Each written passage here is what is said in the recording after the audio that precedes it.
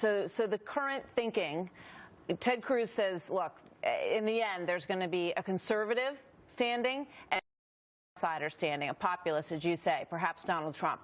And he says, you know, Donald Trump is now that establishment guy. You've got Bob Dole, you've got Trent Lott, you've got the governor of Iowa, all lining up now behind Donald Trump. So he says basically that category is filled. So what happens with you guys? That's not accurate. They're not lining up behind Donald Trump. They're just telling people their opinion about Ted Cruz. Ted Cruz is an incredibly calculated individual. Every position he ever takes is politically calculated.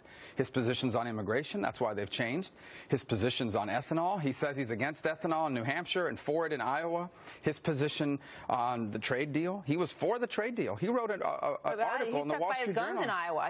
He said he would not stand for ethanol subsidies in Iowa, and he got some credit for that. Well, no, but he had a guy come up to him on the line and ask him about it, and he kind of changed his position a little bit last week or a couple weeks ago under pressure. I saw him change his vote on the floor of the Senate on crop insurance. He voted against it, came back 15 minutes later after someone told him, hey, this is going to hurt you in Iowa, and changed his vote.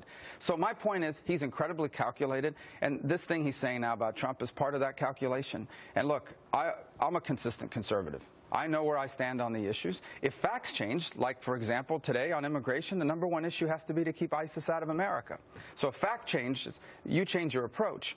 But Ted is incredibly calculated politically on every position he takes, and this is part of that calculation. In the end, it sounds like for Ted Cruz, anyone who's not for him is part of the so-called establishment. Meanwhile, the establishment has spent like $20 million attacking me.